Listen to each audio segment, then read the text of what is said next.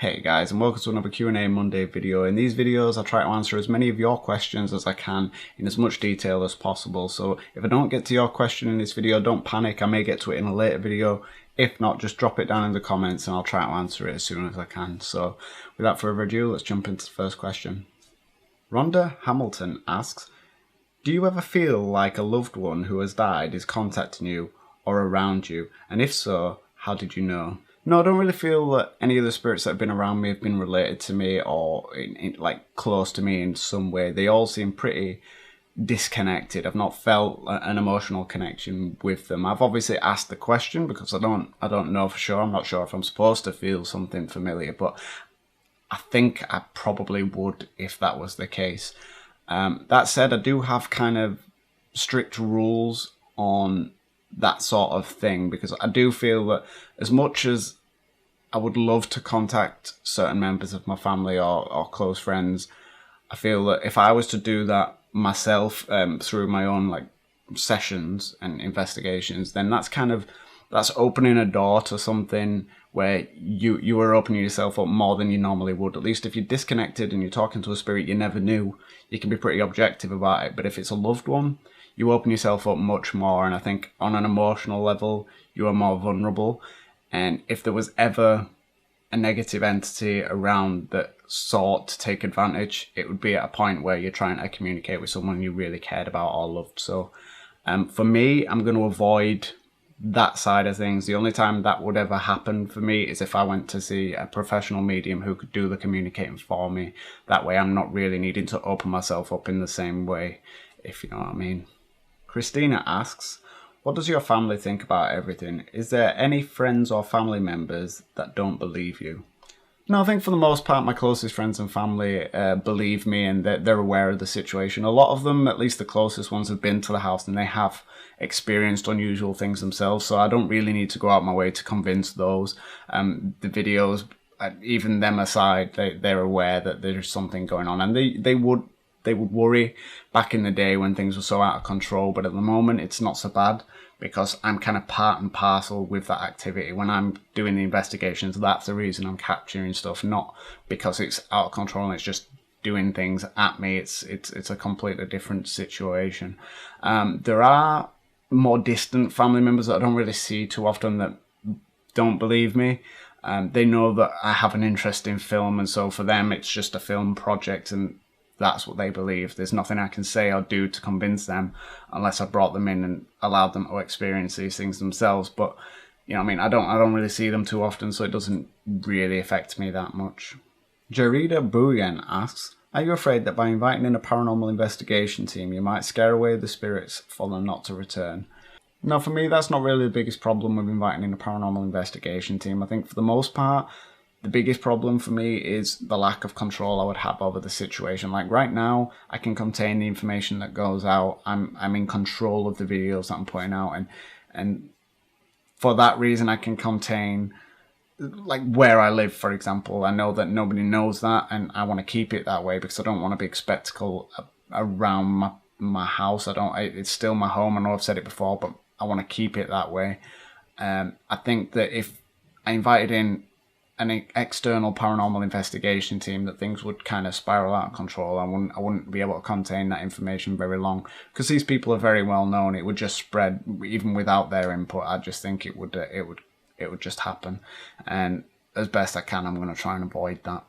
Stephanie Packdell asks, what do you do when you're not investigating spirits? Are you done with university? Okay, so when I'm not working on these videos, I'm actually working full-time in a warehouse, and that obviously takes up the majority of my week, which leaves me evenings and weekends to spread between spending time with Shauna, visiting friends and family, and any hobbies that I have. And this has pretty much become one of my main hobbies itself, and it takes up a great deal of my time. Even something as small as a Q&A can actually take me hours because I am so bad at talking on camera. It obviously doesn't come across because I've edited out all the times that I messed it up, but I actually do struggle with it, and this video already has taken me 30 minutes and it's probably only 3 minutes in. Yeah, so yeah, not a great deal of time to do much else if I'm not investigating or working. Christina Webster asks, if you could ghost hunt anywhere in the world, where would it be and why? So that's quite a difficult question for me, because I do believe that these really well-known haunted locations aren't going to be quite as active as the stories would have you believe, because not that they're not haunted, but if you think of it from the spirit's point of view and you're inhabiting a location and this location has become a tourist attraction for paranormal investigators, you know what I mean? Whoever's bought that property is renting it out nightly for people to come and investigate. And so as the spirit inhabiting it, it's no longer like, oh my God, I want to communicate. I want to talk to people. I want to get my story known. You are doing this day in and day out. You're not a show pony. You're not there to knock when an investigator asks you, speak and make everyone excited. You just want to, if you were there for a purpose, your purpose has long since expired. You're being used as a tourist attraction. And I think for that reason, I think you would struggle to get the activity that these places promise.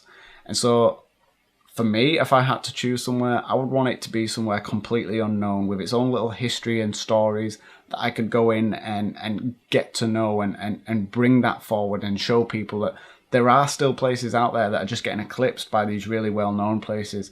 My house is a prime example that there are properties out there that are really haunted and active, but they're just not as well known. And I think I'd prefer to go into somewhere not knowing the history and learning about it as I go along. I think that's much more interesting. So yeah, that's where I would like to investigate. Betty Grudniski asks, does your fiance experience the same things as you do? And if so, then what are her feelings on all this?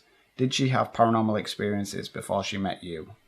Yeah, she does experience some things, as I do, and it's not always on a night either. Like, for example, the other morning, I wasn't here, I was at work, she got up to make a cup of tea, and as she turned around to get the milk, the cup actually slid away from her across the counter, and she was taken aback. She obviously told me about it, but to me, it's not like it was targeting her, just as it's not really targeting me a lot of the time. It was just a matter of the fact that she was present when the activity happened. And so, yeah, she does experience things, but just like not all the time. The only reason I'm so heavily involved in the activity that happens is because I'm instigating it half the time by doing some kind of experiment. And so I'm present for a lot of it, but there is that. As for experiencing things before me, her family's always been very spiritual and very open to this stuff, but it's never been anything like the kind of activity that we get. Mary Maid asks, have you ever noticed a change in the behaviour of your pets when these anomalies are happening?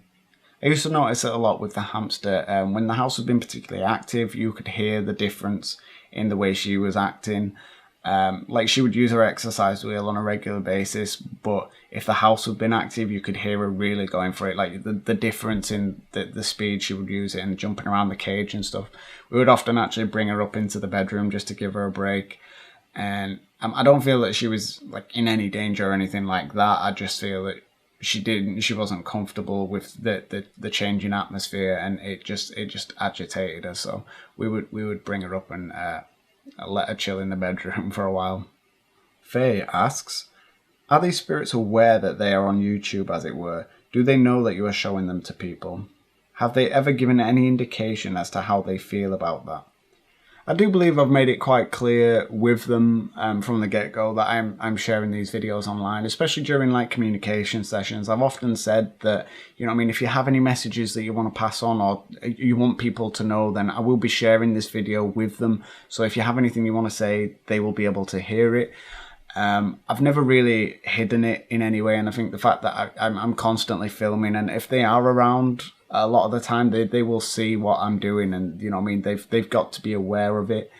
As for any indication as to how they feel about it, I think communication itself is quite hard for them. I think getting out even just a few words to answer a question is quite difficult. So I think they've saved most of their energy for answering the questions that really matter, and they've not really given me much as to whether or not they like being online. So I will hold out for it, and if they ever said that they didn't like it, I probably wouldn't share that particular video. But so far, no indication as to how they feel about it. Mary Beth asks, what is your next adventure? What do you want to take on?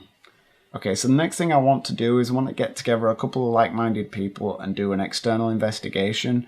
It's something that I've not really done before. I've obviously been very focused on this house and my own situation. It's not that I don't feel this is going anywhere. Obviously, there's still a lot to discover here and a lot to learn and a lot of things to do.